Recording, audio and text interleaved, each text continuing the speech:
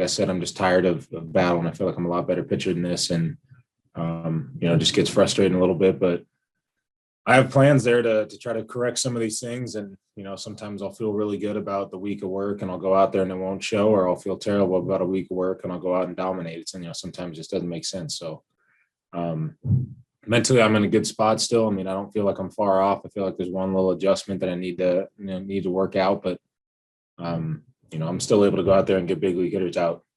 Just got to stop some of the bleeding in those big innings. You're not the only starter who's struggling. Your offense this series was incredible. What is it like to be in a stretch like this as a part of a rotation that was so good and is having maybe 2-3 weeks that is not going so well?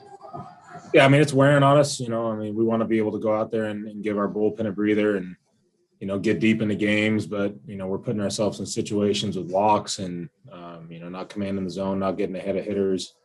That makes it tough to do those things, to get deep into games. And, you get yourselves into jams. You're not really thinking about, conserving pitches to get yourself into the seventh. You're thinking about, how am I going to get out of this jam right now? What am I going to do to limit the damage? So you always go out there with the intent of going 7+. And, sometimes the game just doesn't allow you to. And I think putting up zeros is more important than trying to be efficient with your pitches, especially when you're in those jams. So I think if we do a better job of getting ahead of hitters and, getting them in swing mode, making them hit our pitches, we'll find ourselves in the 6th, 7th inning more often than not. But I think right now we're just walking a few too many guys and, not making the big pitches when we need to. So I know you are and were concerned about today, but I was just curious if you could take us through last night a little bit. I know there was media and fans that were kind of concerned and wondering about what that was like for the players' perspectives in the dugout and whatnot. Yeah, I mean, it was scary for everybody. I think we felt the safest at anybody.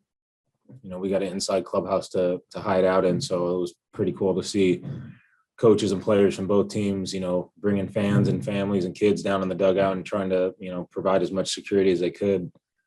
I don't think anybody really knew what was going on, which made it a little bit more scarier. And as time went on, more and more info was coming to us, and it seemed like they had the situation under control pretty quick. I know there was a few people that weren't as fortunate outside the stadium, so we're feeling for them and we're with them. But as far as players, I felt like we felt pretty secure. I think it was more of a concern for the families and kids that were out in the stands.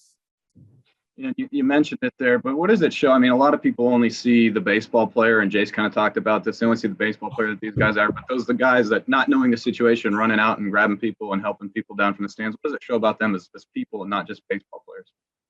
Yeah, I mean, it just shows instinctually that they're good people. That's, when stuff like that happens and, I guess for lack of a better saying, you're kind of thrown into traffic and you just got to react. I think the true people come out and just whatever feels normal, whatever it feels like that you should do, people are going to do.